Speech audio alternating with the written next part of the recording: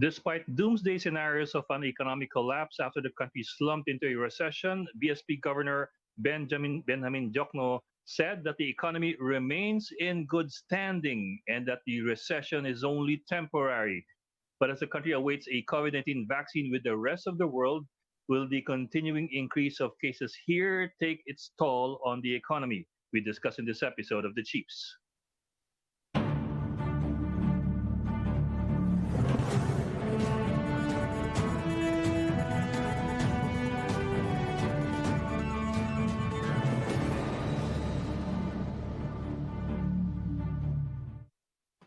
Welcome to this midweek edition of the Chiefs, and with us right now are Lucy Cruz Valdez, the head of News 5, and Ana Marie Pamintuan of the Philippine Star from the port area in Manila. Yes. And coming Hello. online in a few minutes will be Robbie Lampay of One News. Ladies, happy Good evening. Midweek. Yeah. midweek. Oh, Happy hump day. 4-5 araw na lang, Lunes ulit. Oo nga. Teka muna. Let's live in the here and now. Sandali na lang. August 15, required na tayo lahat magsuot neto in the workplace. Oy, meron palang tamang face shield ha. Dapat pala hanggang sa tenga. Alam niyo ba yun? Nagkasot tayo nga? Ganun ba yun? Dapat daw hanggang dyan. Yeah. Tapos okay, dapat daw dito hanggang yan. Dyan Ayan, nag-umpisa. kompleto yan. Yan. Standard. Saka may SRP na nag-issue ng DOH. Diba? So ba't hindi ka naka-face shield? Nasa workplace ka. Oo, yan. Malapit kami sa bilihan, yung pinakamura mga 25. Oh, port area yan. Although yung Magkano? 26 to 50. Sa Divisoria, 25. Depende sa Sa Ami, sa Divisoria merong 20 pesos. Oo nga, bulk yun, bulk. Depende sa dami ng bibili. Tama na, Ed. Let's not quibble over 5 pesos. Sobra Uy, malaki yun ha. If you're doing wholesale, malaki yun. Not for Ami. Kaya ni Ami yan. That's 25% increase from 20 to 25. Oh, laki-laki rin yun.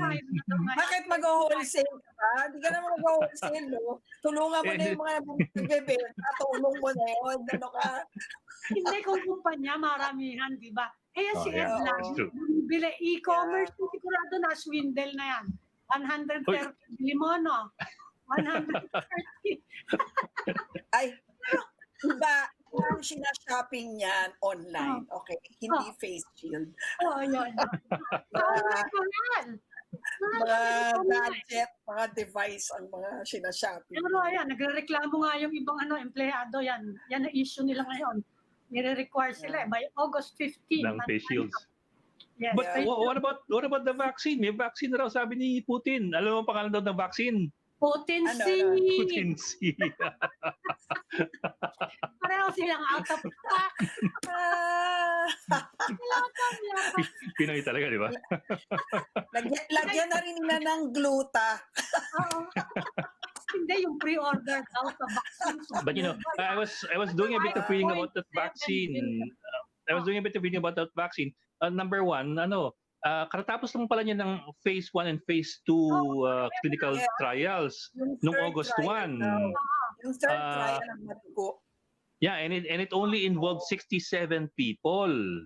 Kaya nga. 76 people. Yes.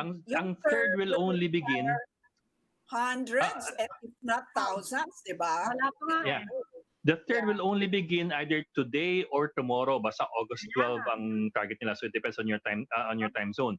And they're looking at doing it in Russia, Brazil, Mexico, Saudi Arabia, and UAE, and possibly the Philippines. But they're only looking at 2,000 trial cases. Medyo maliit. So actually, maliit pa rin yung niya. Even if they're going into third trial pa lang, maliit pa rin ang kanilang sampling size. Robbie's over there already. Robbie Lampay of One News from the newsroom in Mandaluyong. So wala pa sila sa third phase ng trial, but they already approved it. So that should give you a bit of that should give you reason to pause din eh. Sabi naman DOH na hindi daw basta-basta. Yeah. Kasi nga, they've only tested it on 76 people, and a good number of those people tested pa were soldiers who are usually physically fit. Kasama naman daw anak ni Putin. Oo nga. Sabi ni Putin, kasama naman daw anak niya. Oo. Baka yung anak niyang doktor yun. Oo. Testing talaga. Baka sumama Pero talaga. ayun nga, sinabi nga ng DOH dito that even kung pumasok dito, let's remember, we have our own protocols. Apart pa sa kung ano yung recommend ng WHO, but even kung dumating dito, supposedly meron tayo sariling protocols. So, hopefully, masundan natin yung protocols natin. Because, totoo naman I mean, even kanina, ini-interview, even lay persons, even people on the street understand they have their questions about, alam nila na hindi pa natetest sa Russia. Oo nga. Yeah. Nag-volunteer naman daw yung presidente natin maging guinea pig, although hindi nga Hindi daw raw siya pwede. Kasi Hindi pwede. Immunocompromised na siya. 54 years old, yan ang problema. Yeah. Kaya hindi pwede. Saka And when kailangan you Ako, pwede pa ako. Willing ka talaga. ito kaya. paparinig kaya ta. Ayun na. And ano rin kasi, on the surface, it sounds like Russia is ahead in terms of the vaccine. But when you really do some reading about it, they're only going into phase 3 pa lang today or tomorrow. But yung vaccine candidates dun sa Oxford in Britain and yung vaccine candidate dun sa China, they're already going through phase 3 trial. So they're actually ahead. Yes. Yun lang, inapprove kaagad ng Russian Health Ministry itong vaccine ng vaccine candidate ng Russia. So which is more effective, we really don't know yet. Pero ahead yung trials ng Oxford tsaka ng China. Dalawa sa China actually. Dalawang companies sa China. Kailangan daw testing sa virgin population. Ano ba ibig sabihin nun Ano yan, Jovi? Anong ibig sabihin mo ng virgin population? Ano yun? Hindi ko na No disease. Okay, no disease. Huwag mo na gamitin yung word na yun. Yan, pwede tayo. Yan, pwede tayo. But anyway, Hindi. talaga No history of disease. Ng COVID. Okay. Malaking bagay kung makakaano ng vaccine, napakalaking bagay, lalo na sa economy natin. And in the US, sabi nila sa Moderna, sila Fauci na nagsasabi, by November daw, baka out na yung results. Definitive study. So malaking epekto nun sa natin, sa economy natin, economic prospect. So, ayan ang segue mo. Ayan ang segue ni Ami. Ayan na. I was wondering how you were going to do it. You somehow snuck it in. Kaya related siya sa vaccine. Hindi natin pwedeng mapaghiwalay si vaccine sa kasi economic recovery. So maybe we can get our guest na. Yeah. Segue ko na kasi Ami Pamintuan. Okay. So joining us tonight, we have the honor of having with us tonight the Governor of the Bangko Sentral ng Pilipinas, si Governor Ben Diokno. Sir, good evening po and welcome to the Chiefs. Good evening, Lucy, Ed, Ami, and Robbie. Good evening. Yes, sir. Sir, thank you for joining us. We know you're quite busy, but you're with us tonight. Sir, ngayon, I understand that you had an interview with Bloomberg sometime mga mid-July, or just about mga 2 weeks or 3 weeks ago, before the latest numbers came out dun sa GDP. And what you were looking at during that time was a contraction of 6.7% for the second quarter. Now we do know that it's already at 16.5%. So I suppose the numbers took you by surprise. It seemed to have taken a lot of people in government by surprise. But what do you think accounts for that huge difference between what many officials in government expected and what we got in the end? Yung siguro yung severity ng lockdown, no? And the consumer behavior is one. And of course, the fear of some of the producers also. I think additionally, yung transport, no, maraming na-restrict yung movement. And so, but as I said, this is not the end of the world for us. As you know, in past crisis, we ran out of dollars dahil the peso was depreciating and we don't have a huge gross international reserves. interest rates were going up. This is much different. Ang reason lang why the plunge was huge was because of the lockdown talaga, severity of the lockdown. But the economy is fundamentally sound. And once we open up the economy slowly, it will bounce back. And in fact, we're looking at an economic growth of between 6.5 to 7.5 next year, no? And so it's just a matter of maybe adopting what has already been maybe the consensus among policymakers, that we should move away from strict nationwide lockdowns. Dapat siguro more localized, siguro village level or even building levels, so it will not be so disruptive to the economy. Governor, before the GDP figures came out, you were saying that the worst is over. Do you still believe in that? Yeah, the worst is over because we were looking at the second quarter. Tapos na yung second quarter. So But from here on, this is a prolonged crisis. You can see naman, wala pang vaccine, wala no, pang no. tumataas lalo yung ano. We look at some of the indicators. Manufacturing is actually being less negative. Capacity utilization is being less negative. There's heavier traffic now. So once we open up, siguro pag by August 18, we will back to mas open na economy. Alam mo yung this 2-week lockdown is only Greater Metro Manila. It's no longer Manila plus Region 4A and Region 3. It's no longer that. It's Greater Metro Manila. And so next week, we'll go down to the, siguro, sabi ko nga, village level or by buildings na lang. And then, but we'll open up almost everything. Except, Pero sir, yung mga schools, I don't think we'll open up the schools, and also the athletic events and even the concerts, etc.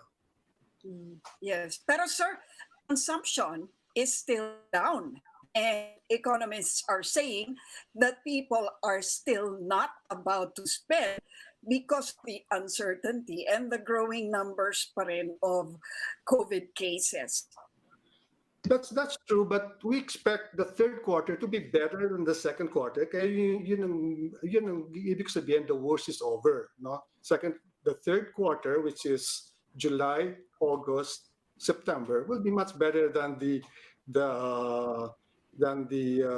April, May, June, and then the fourth quarter, which starts in October, will be much better than the third quarter, and then the next year we expect a stronger recovery. What will fuel the consumption in the coming quarter? What will fuel the consumption in the coming quarter, for example, given that the cases are still rising? Well, alam mo, to me, the correct metric, let's not be focused too much on the number of cases. The correct metric is death per 100,000 population, okay? And we're doing well in that metric. And compare us with other countries and the same countries, our peers, let's say Mexico or Peru, or something like that, or even compare us with the more developed countries with more developed health system. We're doing much better. What will propel the consumption? I think because of the opening up of the economy. The president wants people to go back, look for a job, and factories will start firing up. The build program will be on stream, and then of course, as I said, manufacturing will pick up. No? Those to me, the growth sectors will be agriculture. Second will be information and communications, and then once manufacturing starts cranking up. And then, of course, the build. Ay, yung build, madaling restart yun eh, kasi well-funded yun. At saka may mga plano na talaga yun. Okay. So yung pong projection nyo na, as you said, you expect a stronger first quarter next year, and we expect that as much as well, even just for base effect. Pagsak lahat ngayon, we would expect, we would hope na mas malakas next year. But what are the assumptions? What are the major assumptions underpinning those projections? And on the other side of it, what might be some risk factors there in case certain major assumptions do not come to pass? We have to live with the virus. Okay, let's not wait for the vaccine before we start buying. Yun ang number one assumption. That the assumption is that all the measures, the fiscal, monetary, and the health measures that we have adopted will gain traction. Kasi yung second quarter, understandably, we have to lock up the economy so that we can build our health facilities. We can flatten the curve, and that's what we're doing. We're now testing, treating, and tracing, and treating people. So pag nag-gain ng traction yun, and it's gaining traction now, and we learn to live with the virus, hindi na tayo kasing takot nung second quarter, I think the economy will pick up. You were quoted, sir. Go ahead, Robbie. Yeah, but if flattening the curve, for example, is one of those major assumptions, what exactly are we looking at? Because I understand what you're saying, that you're looking at case fatality rate as one of the major indicators. Correct. But as far as the behaviors of people are concerned, the reality is that's not what they're looking at. They're looking at the number of cases rising. They don't see it. And even if you were to say that that's just one side of the optics, the reality is that is what is dictating the behavior of people. And in a consumer-driven economy, that's a big assumption to hang your hat on. Well, we're learning something new every day, no? Hindi na tayo kasing takot noon before kasi kala natin talaga this is morbid, no? The virus. Now 98% or 99% hindi naman ganun kaseryoso. Kasi nga look at the death per 100,000 population. So kung mag-iingat lang tayo, and here there's a responsibility of citizens is very important. No, we learn to wash our hands, wear our mask, and maintain the distancing. We'll be okay. Kaya every day we learn something new. We know how to live with the virus. We cannot be forever scared of the virus, not getting out of our house, hindi ba? And so we're now actively seeking those who are infected, and we have built enough facilities, and we keep building more facilities so that we can really address this while waiting for the vaccine. Actually, sir, That's the difference. That's the difference, no? yeah, but the thing is, I don't think that we are scared about the death as much as we're simply scared of getting the COVID virus. The fact that you have to be in quarantine for 2 weeks is in itself already a major cause of fear, no? So I think that's the reason why people are afraid to buy or to spend, because they're so uncertain precisely about what could happen to them if they step out and get the virus, knowing that there are so many asymptomatics pero positive who are around. So, how do you quell that fear? That is Because why I think that's where the fear is coming from. that is why we're now mandating the mask, no? And for those who are Even the shield. yeah, you really have to live. You have to learn to live with the virus. Hindi na alam mo kasi there's no game plan for this. Wala namang, every country is adjusting. And so as I said, we learn everything every day, no? We cannot forever stay at home, hindi ba? Sinong gustong, because of the fear, hindi naman pwede yun, di ba? So at some point you have to ang importante dito yung vaccine. The vaccine is more available now, and that will give you some assurance that you are not infected. And for those, and I think it's a good assumption also that we can infect somebody even if we're asymptomatic. So we have to wear masks. We have to wash our hands. and we have to maintain distance wherever we are. So that's it. Governor, you have your economic assumption of improving conditions is based on the gradual reopening of the businesses. Kaya lang, we are seeing now in other countries such as Spain, there's a resurgence of the virus as they reopen. Lalo na sa, well, I mentioned Spain already. Napakalaki ng pag-akyat ng cases nila, and they are forced to return to lockdowns. Are you factoring that in? That Alam mo, possibility? you see naman sa Spain, hindi sila nagmamask, di ba? They're parang, they go to bars, etc. Open, but each country is different. You cannot compare us with say Brazil, or compare us with what's going on in Mexico or in the U.S. Every country is different, and so I think we really have to observe what the health protocol. And in fact, we should get on with our business. In fact, binubuksan na natin yung export processing zone. No, the build is ongoing. We have to change the modality. Alam mo ba ngayon ang pag-construct is they instead of 1 or 2 shifts, there are 2 shifts, 12 hours a day. Doon na sila nakatira yung mga workers, and they like that. So because they get paid higher, and they have the facilities there, they're not likely to get infected.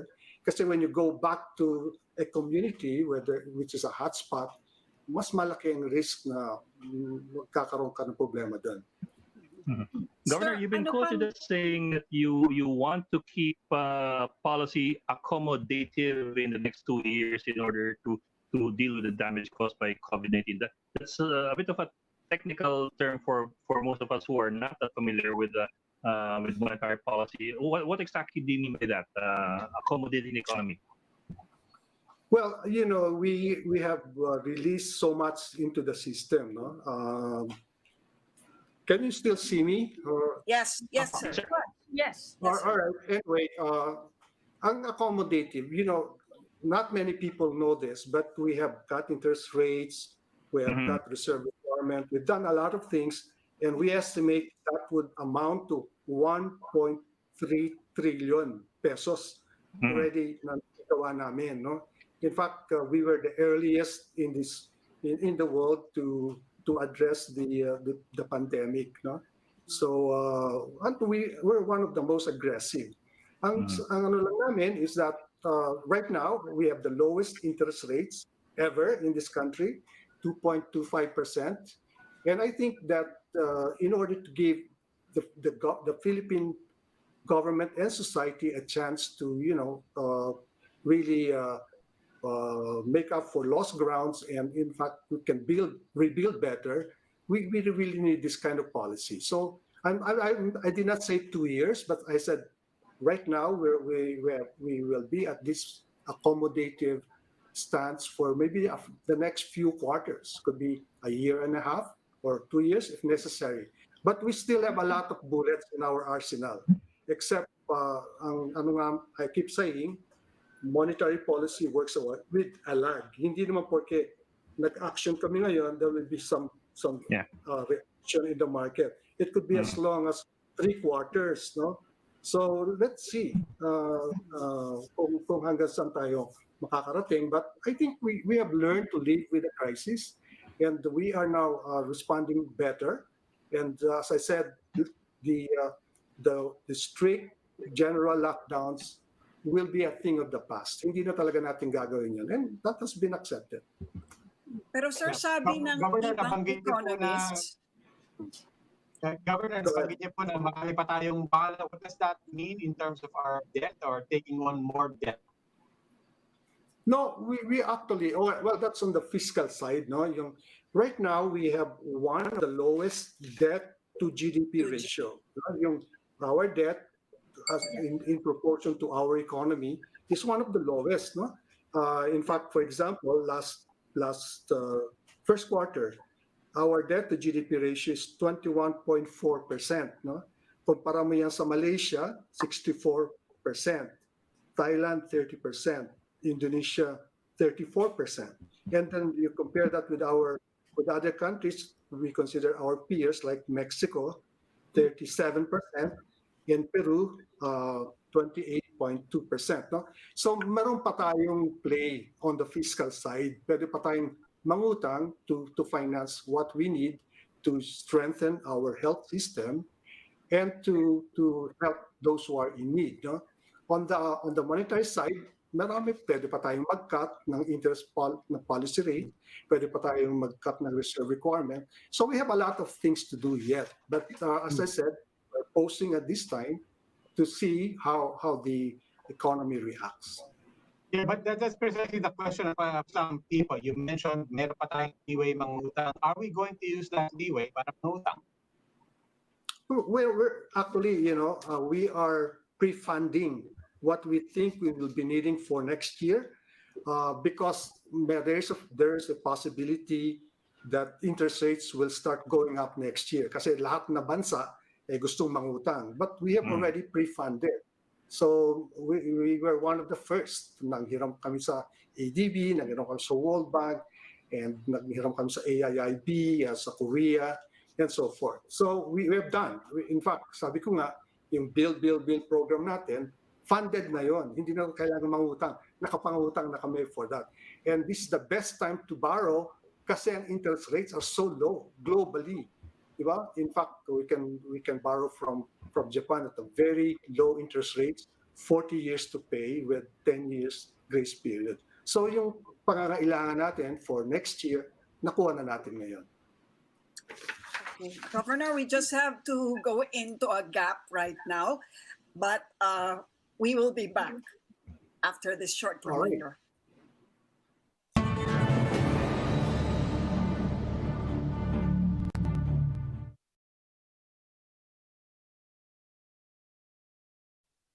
Hindi na siya babalik.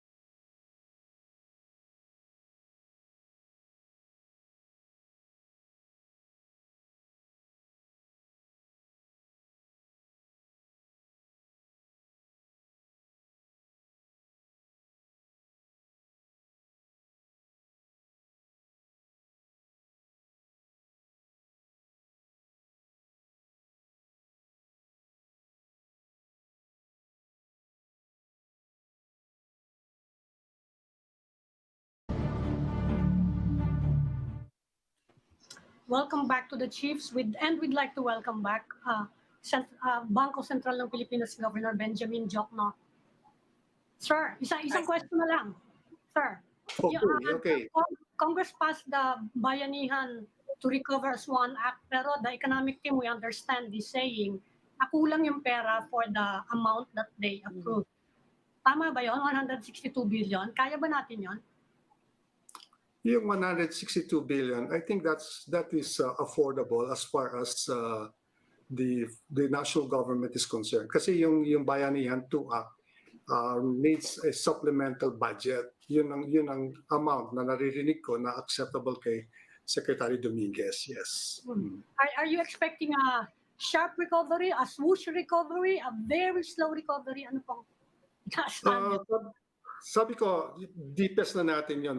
That's why when I said that the worst is over, yun yung second quarter. Then we'll start recovering in the third, fourth quarter, maybe zero in the third quarter, maybe 0.5% or 1% in the fourth quarter. And then sa next year talaga yung mag-expand tayo.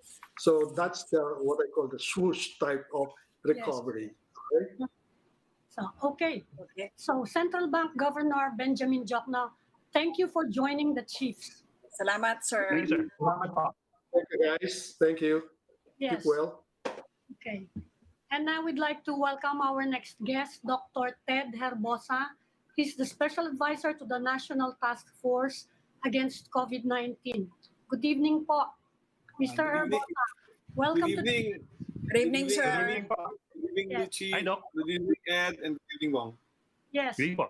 Well, sa umpisa nga ng show, pinag-uusapan namin yung yung talk of the town. Si Sputnik. Putin Vaccine. Sputnik 5. Putin C. Putin. Just to manage Sputnik 5 yun, di ba? Hindi Sputnik V. Sputnik 5 yata. Oh, Sputnik 5, I think. Yeah. Just to manage Sa news kasi kanina, Sputnik V. Sorry. Bakit huwag na Roman yung nalagay? Roman numeral. I think they launched 4 Sputnik satellites. That's the 5th. Doc, Yeah. just to manage expectations. Ano pa ba ang pagdadaanan nun before it reaches the Philippines? You know, even the WHO has stated in their news na they still know very little about the Russian vaccine.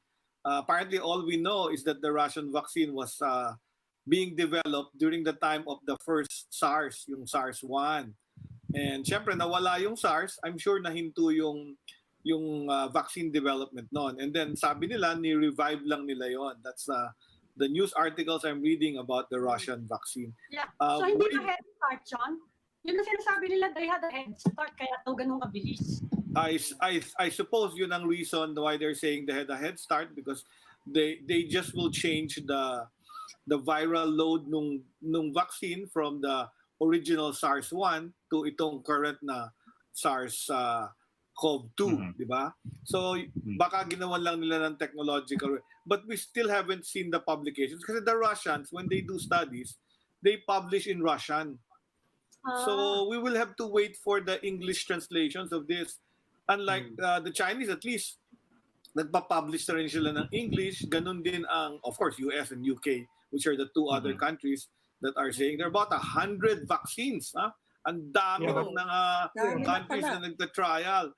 Yeah, And ang but- mga but- nauna was China, UK, and US. Yung Japan. 3 leaders. And Japan. Oh, yan. Ang 3 leading doon sa what we call the vaccine trial phases. Yung phase 1, yung animal studies, tapos yung safety trial, phase 2. Phase 3 is the clinical, yung tao. Ita-try mo to a few people. So nakita niyo yung mga vaccines nung UK, nag-inject na sila to some people. Ganun din yung sa US. And then ang China, hindi rin natin masyado naririnig because Chinese news yan eh.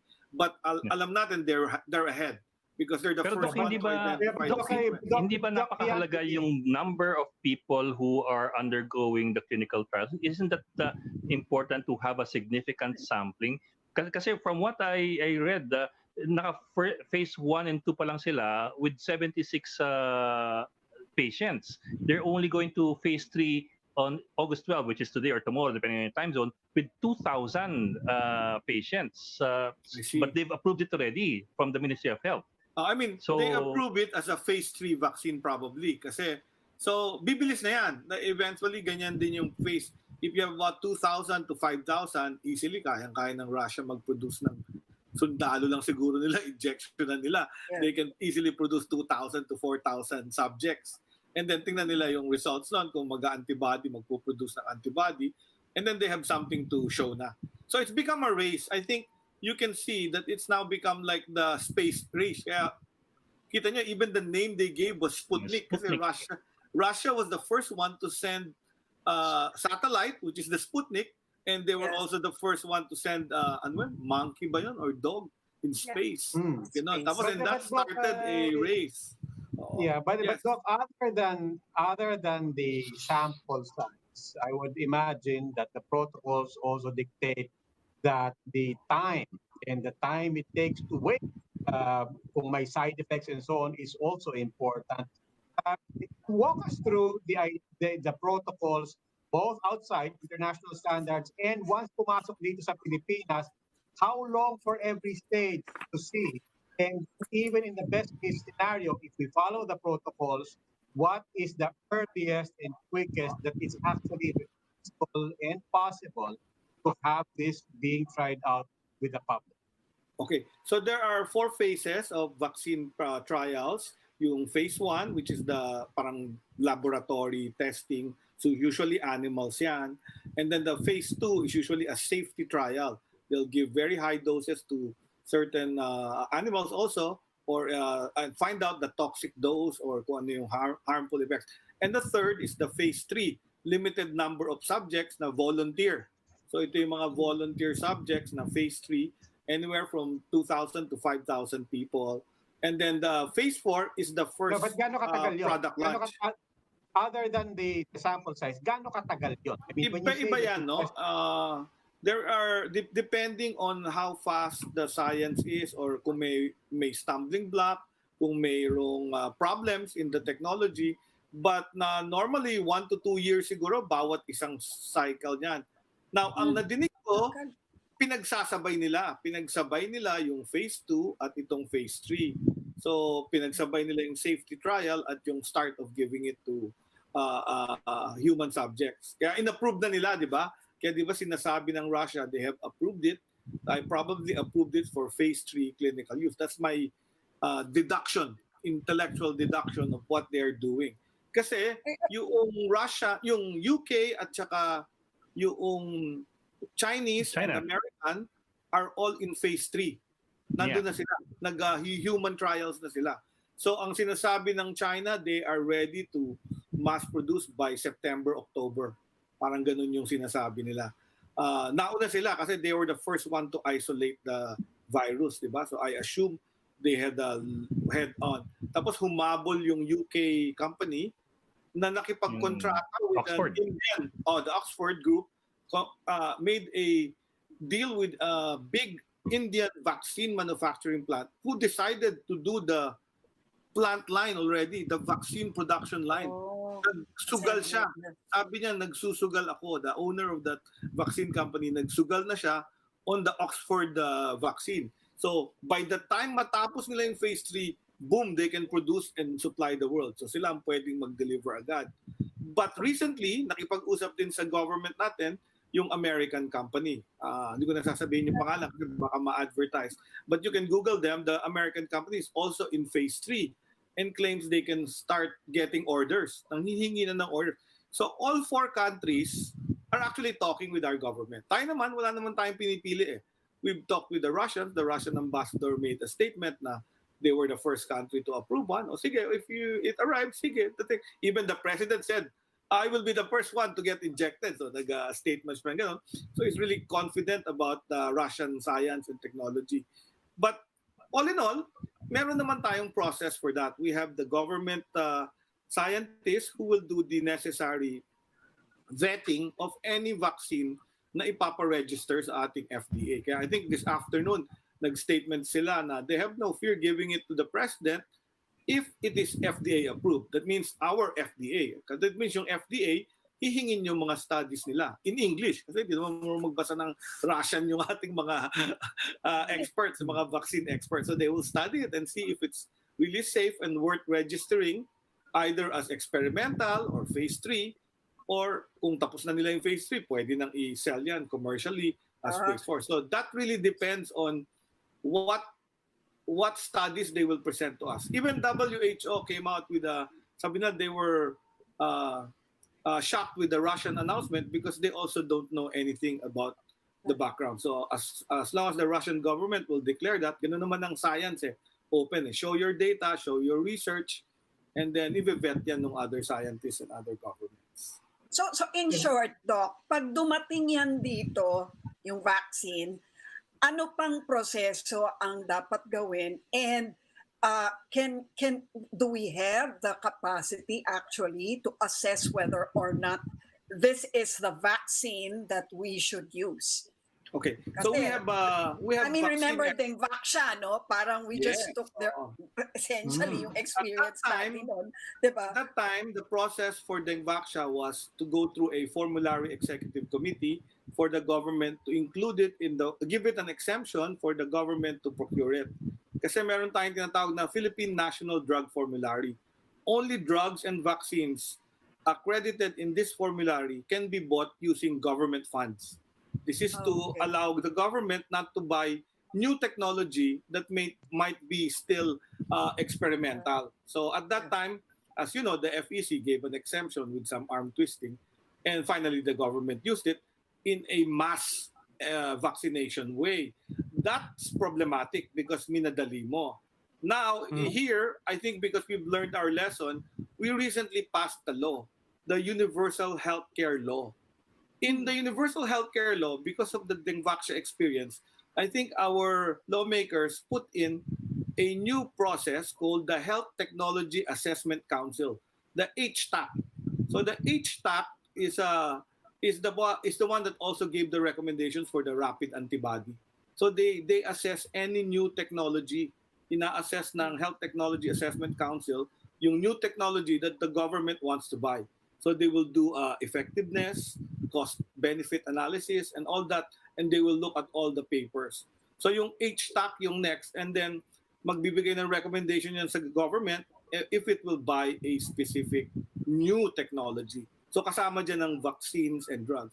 Dito naman sa COVID-19, where I'm part of sa National Task Force, inutusan din kami ni President to create a sub-group, a sub-technical working group under response operations called Science and Technology.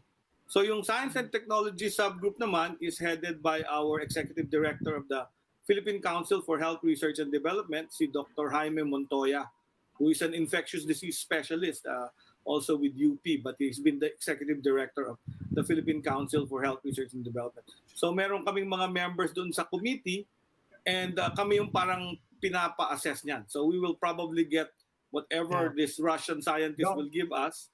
We will probably look into that, or we will call experts. Kung hindi namin linya, tatawag kami ng mga local vaccinology experts. So gaano katagal yung process na yun? Gaano katagal?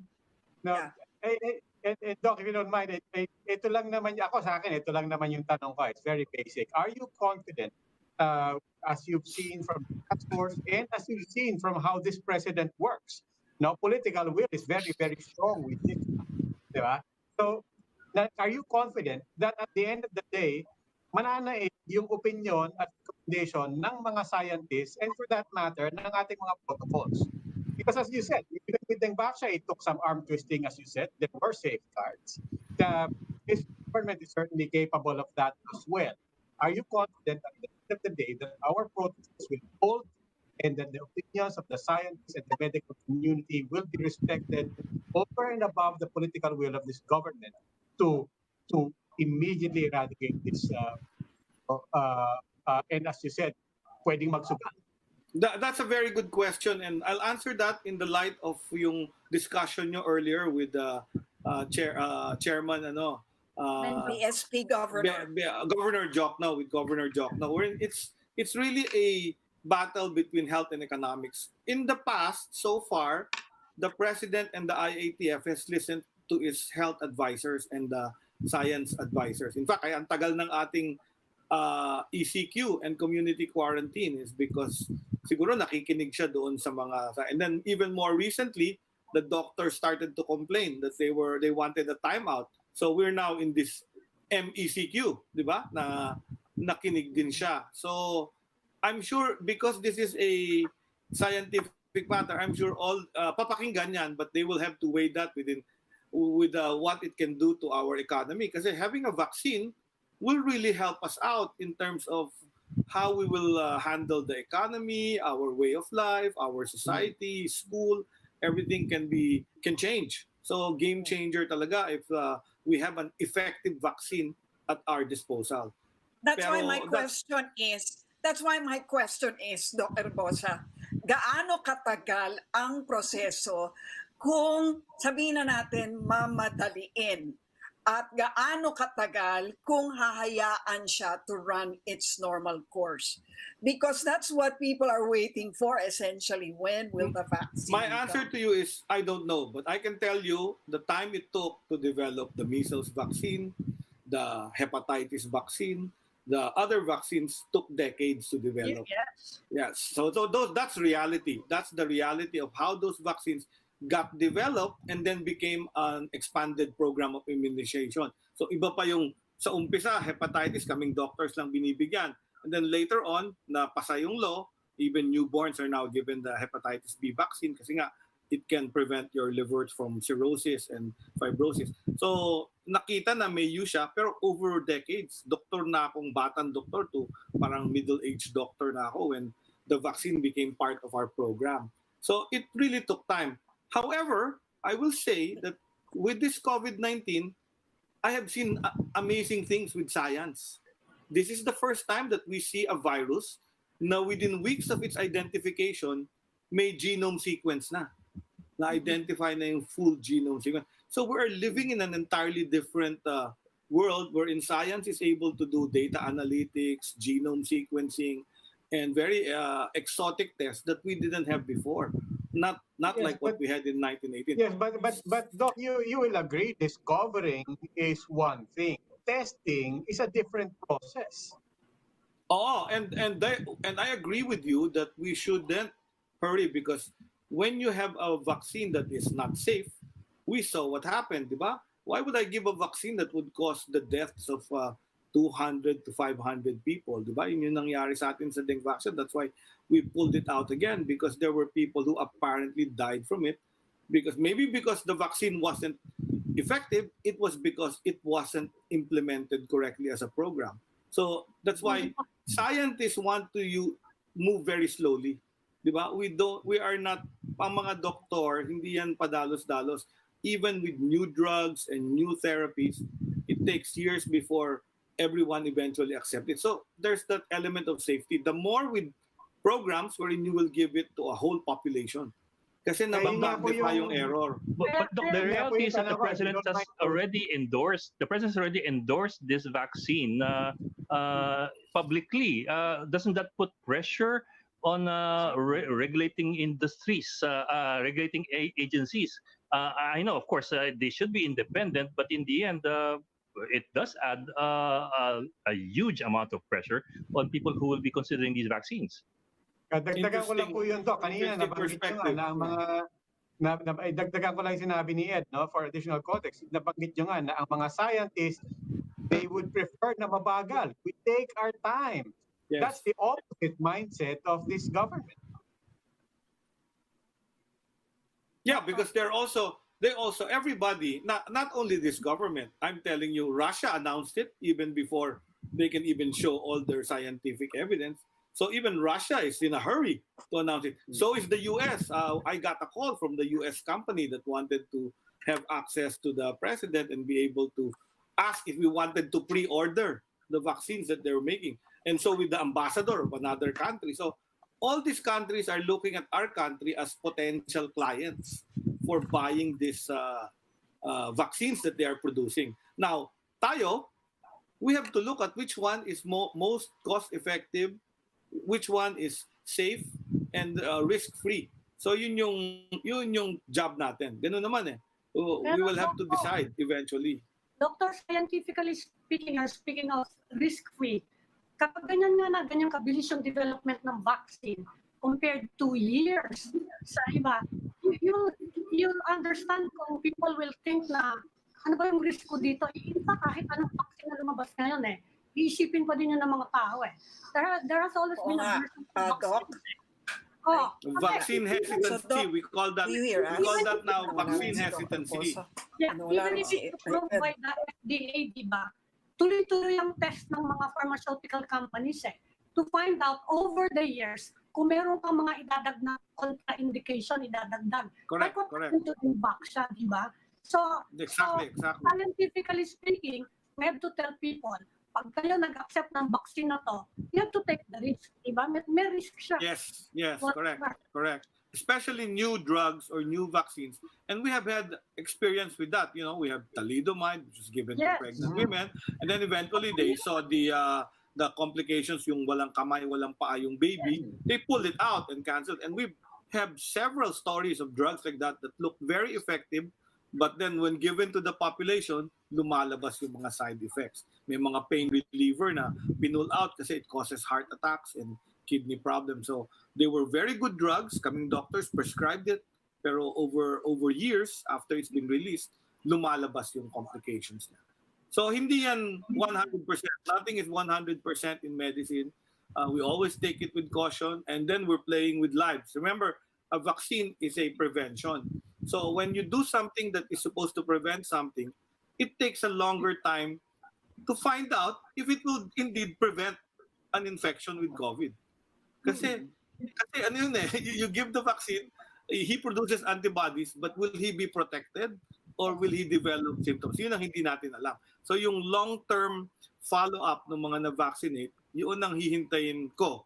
I mean, me, if I want the vaccine to be given to me or my loved ones or anyone else. So I'll look at an objective assessment. I do hope the government will listen to its scientists. Marami namang scientists na magagaling sa I-caution nyo yung government nun. And are you ano expectation na sa public reaction to the vaccine?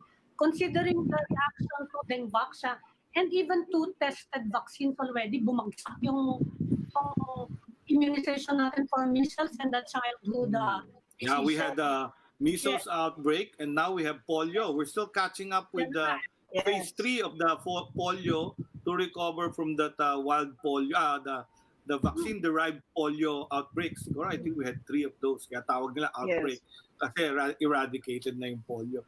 And then because of all the media hype of the Dengvaxia, nagkaroon ng vaccine hesitancy ang mga tao.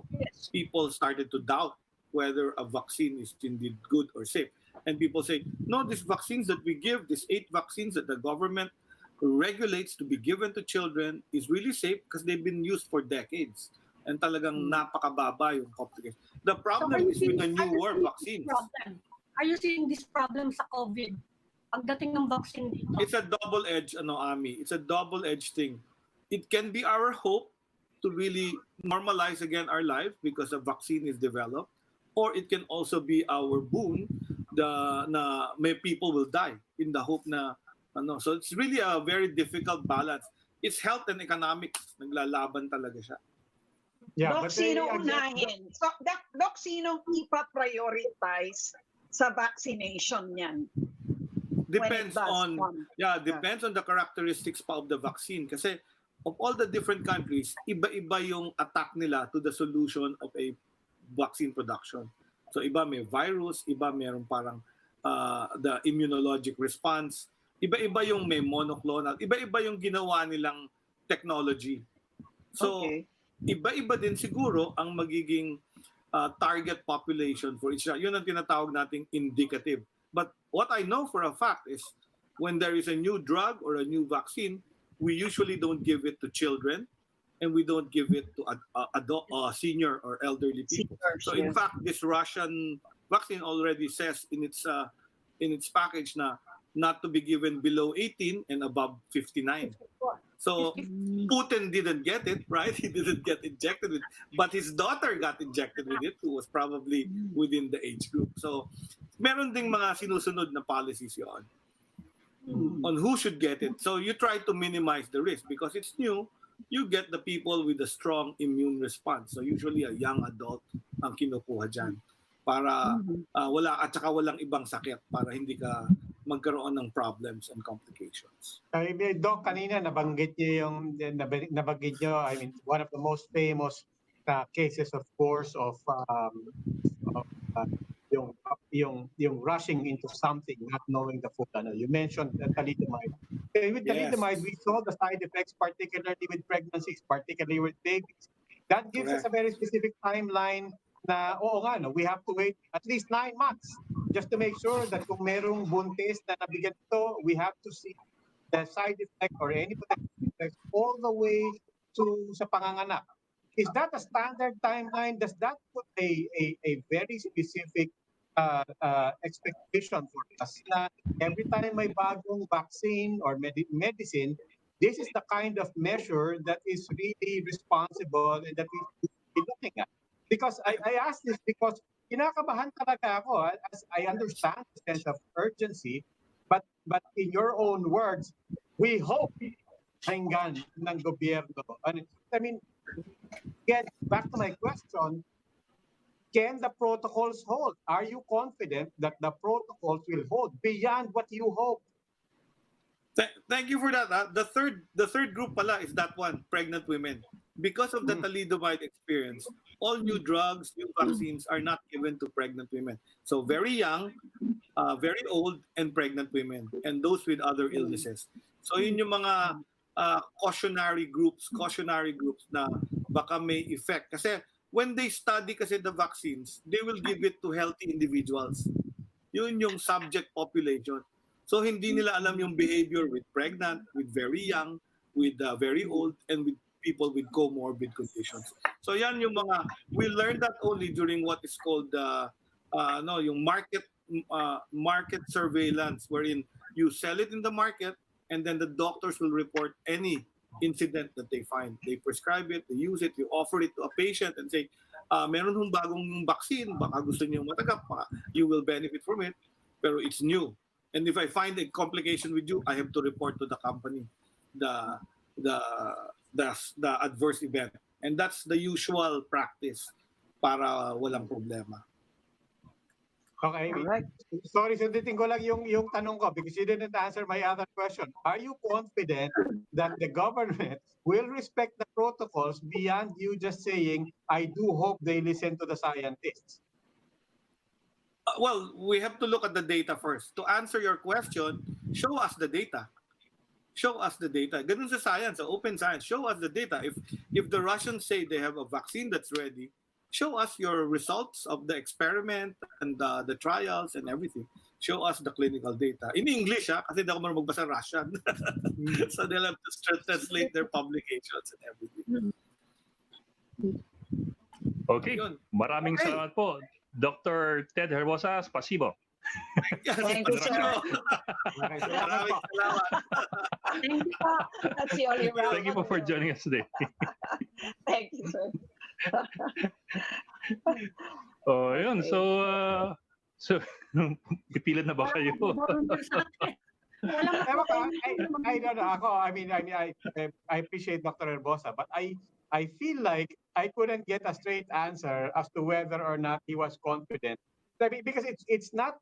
I wasn't talking about data. That wasn't the question. I think the question is whatever the data is, and kung ano man yung kinatatayuan ng studies sa Russia, we have protocols here. Diba? Kahit ano pa yung sabihin ng Russia. So the question is, Robbie, kung hindi ba yung protocol, yun lang naman yung tanong ko eh. I know, but Robbie, you're also asking him to second guess the decision of the president, diba? And the National Task Force. No, So, what I'm trying to... I don't think I'm he not- was ready to give No, an I know. answer. I know. And for me, it's telling. Diba? If one of the chief advisors to the IAT is, and it's not asking him to second guess. I'm trying to ask, may protocol ba? And then the next question is, susundin ba itong protocol? And dapat pa, and how strong is the protocol? Right? Is this a law? Is this what? And susundin ba yung protocol? Or does it come down to political will? I mean, whatever it is, the public has to be braced for that. That's my point. Yeah. Mahirap pa rin. Whatever the case is, the president has already put regulators in a bit of a bind Yes. by endorsing the vaccine. O, sige. So, mauna ka nang magpapabakuna. Hindi na pwede below 19. Teka, Hindi na pwede below 19. pwede bang oo, ilan taon na ba? Okay, nagkakaloka na tayo. May reservations na daw global, 5.7 billion pre-order. Yeah. For the vaccine. Yes. Yeah. But just Sputnik, the literature says that Sputnik has to be given in 2 doses, 21 days apart, and it's only good for 2 years. And so far, they only have capacity to manufacture 1.5 million doses for 1 year. So they have to ramp up that area pa. Sa iba-ibang kumpanya, 5.7 billion. Yeah. Big business. Huge Yeah. money, yeah. Okay, that's it for this midweek edition of the Chiefs. We hope what was discussed here will keep the conversation going. I'm Edling Gaupan News. I'm Ami Paminton of the Philippine Star. I'm Lucy Cruz Valdez of News 5. I'm Robbie Alampay and we are One News.